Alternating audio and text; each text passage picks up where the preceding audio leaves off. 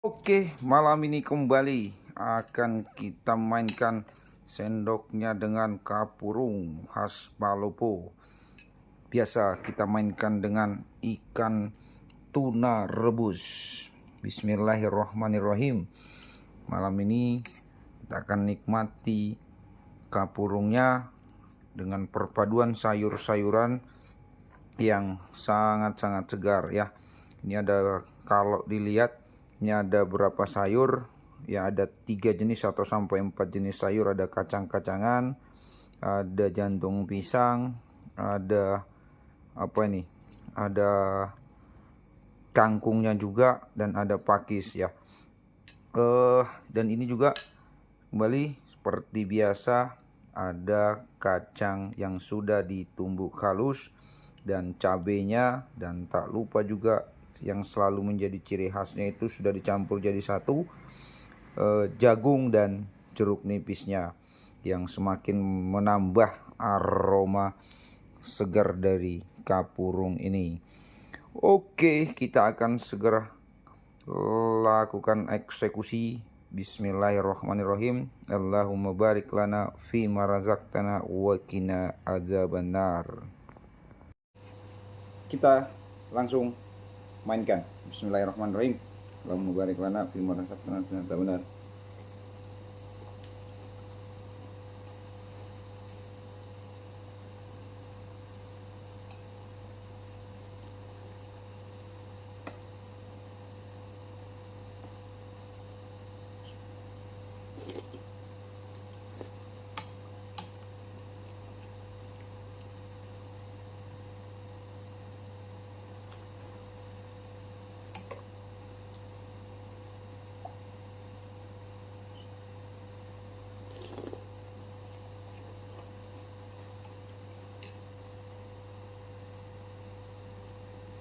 Keseruan makan kapurung kembali segar.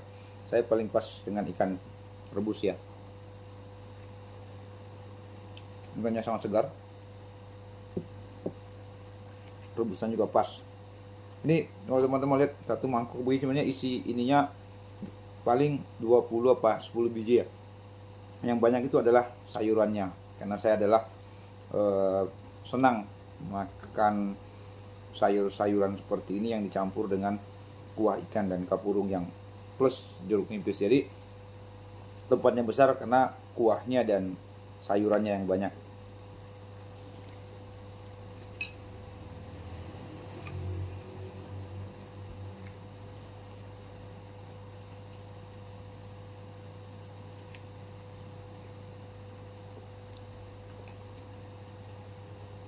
Kalau ada yang tidak suka besar seperti ini, bisa dibelah dulu ya, bisa dikecilkan dengan sendok begini sesuai dengan ukuran leher masing-masing ya. Kalau ada yang tidak suka besar masuk ke lehernya, ya bisa dikecilkan, itu seperti ini ya, cukup kecil lagi, kembali kecil ya.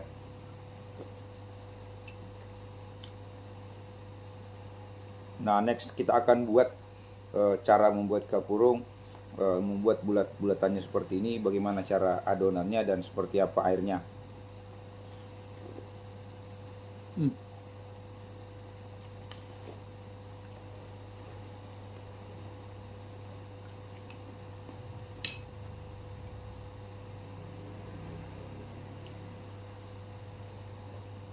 Nah, kalau untuk cabenya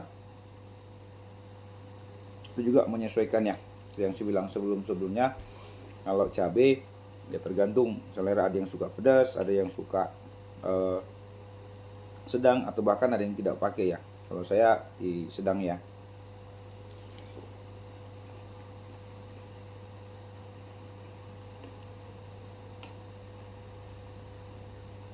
Oh ya, di sini juga ternyata tadi ada varian campuran sayur katup juga ya.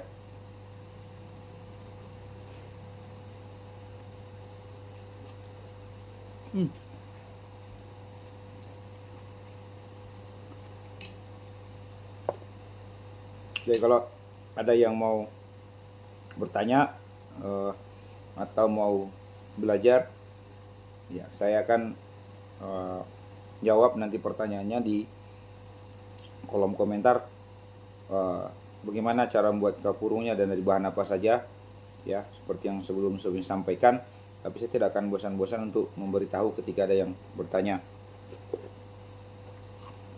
Ini saya sambil makan, ya. Kalau orang sini bilang antara mau dibilang makan boleh, mau dibilang juga minum kapurung juga boleh, sama-sama, karena ini yang kuat apa namanya ini kapurung ini tidak dikunyah, yang dikunyah adalah sayur dan ikannya, ya. Saya ulang lagi, jangan sampai ininya dikunyah, ya. Itu tidak, itu seperti kita makan lem, ya. Kalau dikunyah harusnya atau sebagusnya itu dia cuma langsung ditelan begitu, ya, sebegitu ini, ya. Bismillahirrahmanirrahim. Ini tidak dikunyah, ya, langsung ditelan. Oke.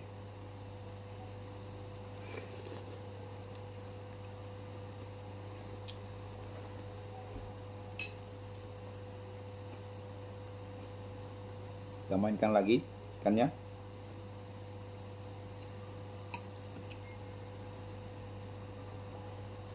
Kemarin ada yang nanya, Bang, selain ikan tuna apa yang paling pas? Ya tadi saya jawab, tergantung selera masing-masing. Jadi kapurung ini sangat fleksibel lauknya, ya. Boleh daging, boleh ayam, ya, yang penting berkuah, karena kapurung ini identik dengan kuah, berkuah, ya.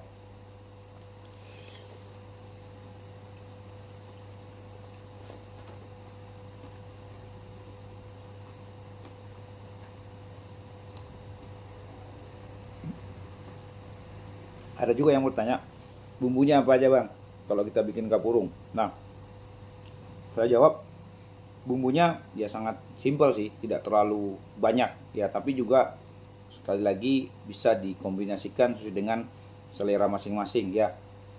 Jadi bumbu utamanya itu cuman atau campurannya kacang sangrai kemudian dihaluskan, cabai, ya, cabai, terus jeruk nipis dan penyedap rasa atau garam atau apa saja sesuai dengan selera masing-masing, ya. Jadi itu saja bumbu utamanya. Nah, untuk variabel tambahannya boleh silakan ditambahkan apa saja yang berkuah, baik itu kuah ikan, kuah ayam, kuah daging, ya, itu semua boleh, ya.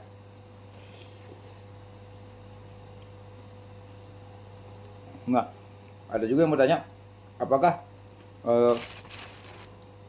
penyajiannya harus langsung dicampur semua dengan sayuran dan ikannya?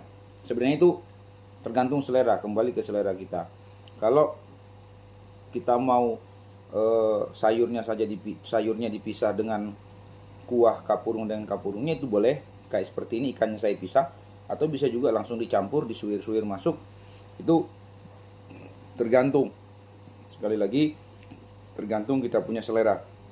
Tapi saya lebih senang kalau sayur dicampur jadi satu, ikannya yang dipisahkan seperti ini pas mengkonsumsinya, ya.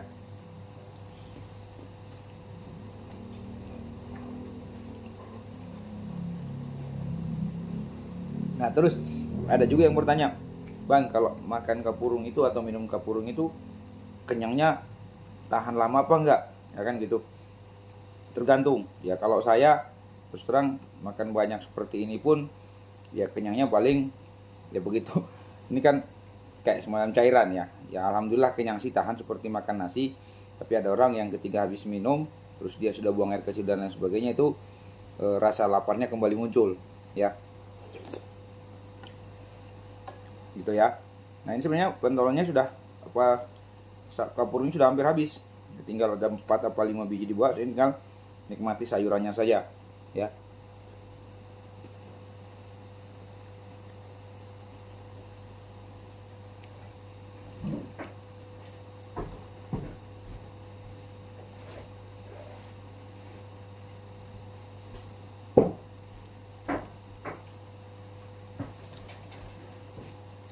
Jadi kalau apa ya, mungkin karena ini tidak ada karbohidratnya, jadi baik untuk dikonsumsi orang-orang yang mengidap penyakit atau ada gejala gula ya.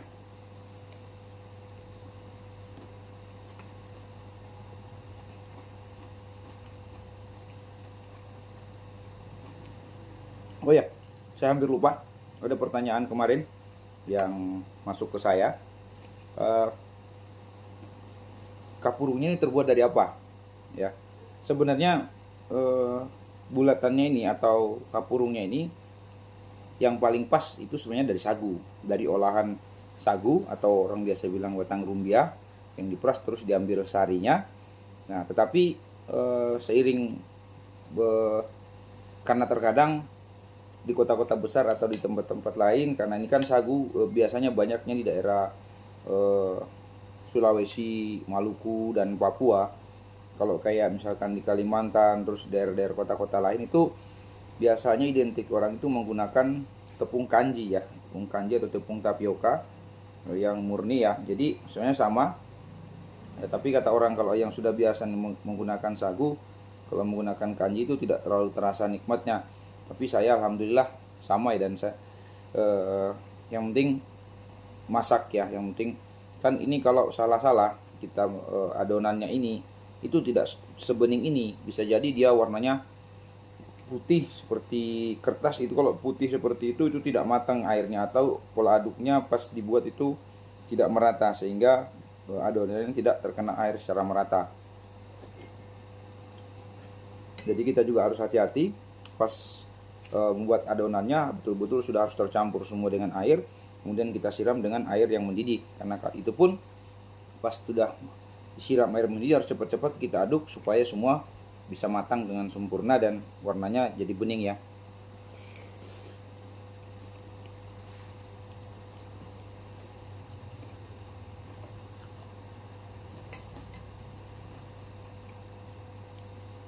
Terus ada pertanyaan juga kemarin mau saya, Bang, gimana kalau kita buat kepurung, atau dia bilang dia pernah buat kepurung tetapi dia tidak bening kayak begini, dia warnanya putih. Sementara kalau saya tambahin air dia akan jadi encer. Nah, baiknya itu sebenarnya ada caranya.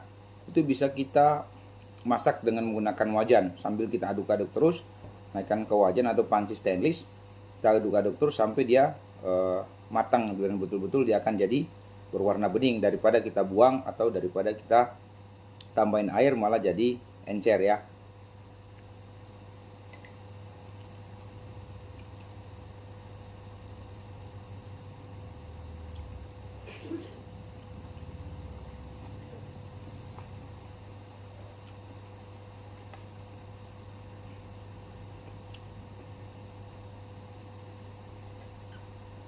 Dan ada juga yang nanya, Bang, minum kapurung itu enaknya pada saat kapan? Ya kalau saya sembarang ya, tergantung selera.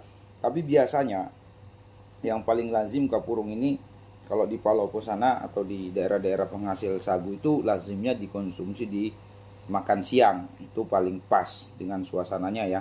Pagi sarapan dengan nasi atau makanan yang lain, kapurung ini paling pas disajikan di siang hari atau pas makan siang.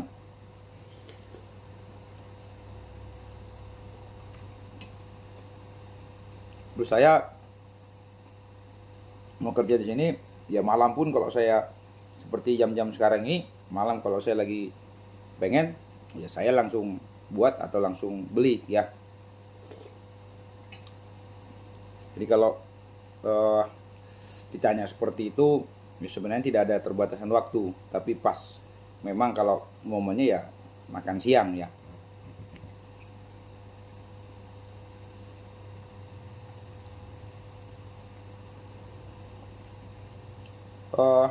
Terus ada lagi yang nanya, Bang, kalau makannya malam hari apa tidak sering buang air kecil kalau pas waktu tidur?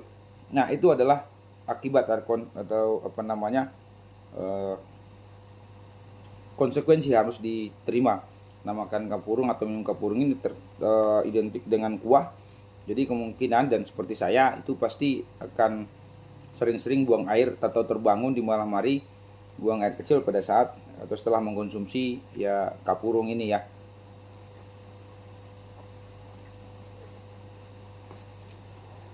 tapi tergantung tahanan orang masing-masing ya. Kalau saya ditanya seperti itu, ya jawaban saya begitu tadi ya. Jadi memang ada efeknya. Ya kita akan bangun beberapa kali. Yang misalkan cuman kalau tidak mengkonsumsi kapurung 1 kali atau 2 kali, kalau ini bisa 3 sampai 4 kali. Itu yang saya alami. Oke. Ketika ada pertanyaan lagi bisa disampaikan atau ditulis di kolom komentar. Insya Allah saya akan jawab sesuai dengan pengetahuan saya ya. Karena kapurung ini ya sekarang sudah banyak variasinya, banyak yang sudah buat yang dimodifikasi itu silakan saja ya, kembali lagi sesuai dengan selera masing-masing. Dan yang jelas bahwa ini adalah salah satu bentuk kekayaan kuliner kita ya, orang Indonesia, dan khususnya kami yang di daerah Sulawesi, Palopo, yang terkenal dengan makanan khas kapurungnya. Jadi ini juga bisa kita jadikan menu atau sajian pada saat melakukan acara-acara seperti arisan, pengajian, atau acara-acara dengan teman-teman kantor. Ya ini bisa menjadi salah satu alternatif pilihan ya untuk dijadikan menu sajian untuk teman-teman atau sejawat kita ya. Jadi alhamdulillah ya, kapurung ini segala kalangan bisa ya, mulai dari anak-anak sampai dengan orang tua. Tergantung nanti paling yang membedakan di penggunaan cabenya ya, yang antara selera pedas dengan yang biasa atau yang tidak menggunakan cabai sama sekali. Ya itu saja. Ketika ada pertanyaan, sekali lagi terima kasih yang sudah komentar dan memberikan pertanyaannya dan masukannya. Ya saya lanjut lagi untuk makannya. Ketika ada pertanyaan silakan ditulis di kolom komentar. Assalamualaikum warahmatullahi wabarakatuh.